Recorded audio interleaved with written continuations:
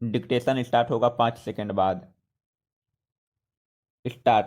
भले ही भारत दुनिया का सबसे बड़ा लोकतंत्र है, लेकिन जब राजनीतिक दलों के नियमन और राजनीतिक दलों के चंदे तथा चुनावी खर्चे में पारदर्शिता की बात आती है तो यह अन्य लोकतांत्रिक देशों से कहीं पीछे खड़ा नजर आता है।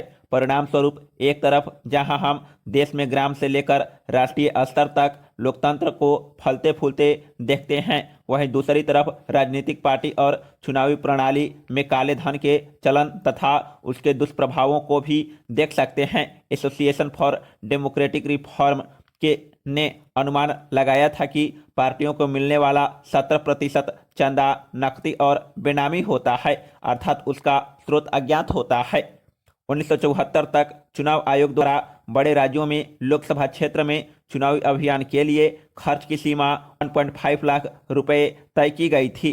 बाद में यह सीमा बढ़कर 4.5 लाख रुपए हो गई। हालांकि विश्लेषक मानते थे कि सभी प्रमुख उम्मीदवार अपने चुनावी अभियान पर 20 लाख रुपए तक खर्च करते थे। वर्तमान में बड़े राज्यों में लोकसभा क्षेत्र में इस खर्चे की वैध सीमा 70 लाख रुपए है। माना जाता है कि इतने पैसे में कोई उम्मीदवार कहीं अच्छी तरह से अपना चुनावी अभियान चला सकता है, लेकिन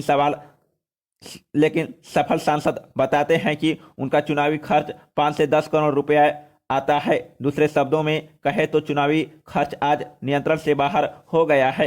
इस तरह आज चुनाव लड़ना सामान्य जन के बस की बात नहीं रह गई है। यह कहना गलत नहीं होगा कि जब तक चुनावी चंदे में पारदर्शिता नहीं आएगी और राजनीतिक पार्टियां साफ सुथरे उम्मीदवारों का चयन कर उन्हें वित्तीय मदद मुहैया नहीं कराएगी, तब तक पूरी व्यवस्था भ्रष्ट तत्वों के हाथों में कठपुतली बनी रहेगी और सुशासन एक सपना बना रहेगा। पैरा।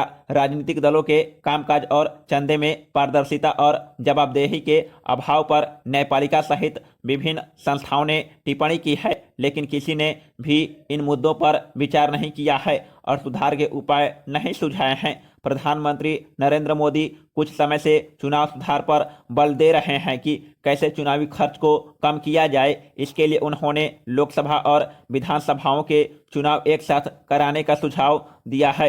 इस संबंध में उनकी सरकार ने राजनीतिक पार्टियों को चंदे के लिए चुनावी बॉन्ड पेश कर एक अन्य छोटा लेकिन महत्वपूर्ण कदम उठाया है। चुनावी बॉन्ड स्कीम राजनीतिक और चुनावी प्रणाली में समाई सारी बुराइयों का भले ही इलाज न करे, लेकिन यह एक अच्छी शुरुआत है। जनवरी, अप्रैल, जुलाई और अक्टूबर के 10 दिनों के लिए ब्याज मुक्त चुनावी बॉन्ड खरीदे जा सकते हैं। ये 10 लाख रुपए और 1 करोड़ रुपए सहित विभिन्न मूल्य वर्गों में उपलब्ध है।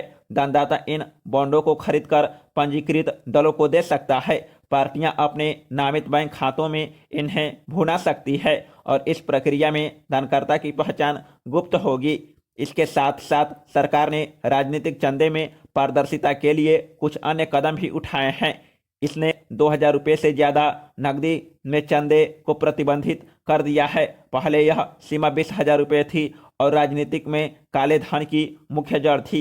इसके अलावा कंपनियों को अब यह बताना जरूरी नहीं होगा कि उसने किस पार्टी को चंदा दिया है। पैरा। सभी ब्रांड राजनीतिक दलों के नामित बैंक खातों में भुनाए जा सकते हैं और सभी दलों को बॉन्ड के जरिए मिलने वाले चंदे की राशि के बारे में बताना जरूरी होगा। पैरा।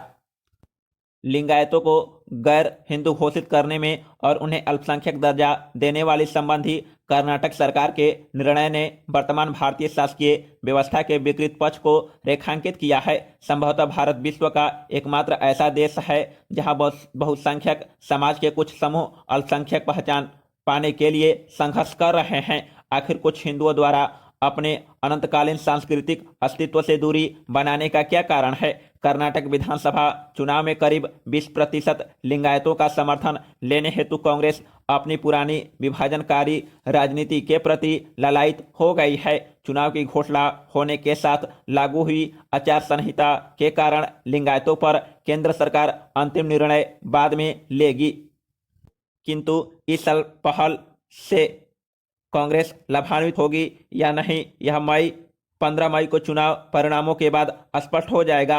गुजरात विधानसभा चुनाव में भी कांग्रेस द्वारा अपनाई गई इसी प्रकार की राजनीति जिसके केंद्र में पाटीदार आरक्षण था को गुजरात वासियों ने विफल कर दिया था। सिद्धारामैया सरकार द्वारा लिंगायतों को गैर हिंदू घोषित करने का फैसला उस आधार के बौद्धिक चिंतन का परिणाम है जिसे कांग्रेसी प्रबंधन ने 1970 के दशक में वामपंथियों से ठेके पर लिया था। इसके राजनीतिक मूल्य में इस्लाम के नाम पर मुसलमानों को एकजुट करना और जाति के नाम पर हिंदुओं को बांटना निहित है। यह प्रयास उस गांधीवादी दर्शन का प्रतिवाद भी है जिसमें भारतीय समाज की एकजुटता और भारत की अखंडता का विचार था। पैरा 1932 में जब अंग्रेज दलितों के पृथक निर्वाचन मंडल का प्रस्ताव लेकर आए तब गांधी जी ने इसका विरोध करते हुए यरवड़ा जेल में आमरण अनशन शुरू कर दिया। उनके प्रयासों के कारण ही वह योजना विफल हो गई। उस समय के गांधी और वर्तमान कांग्रेस के गांधी के चिंतन में भारी अंतर्विरोध है।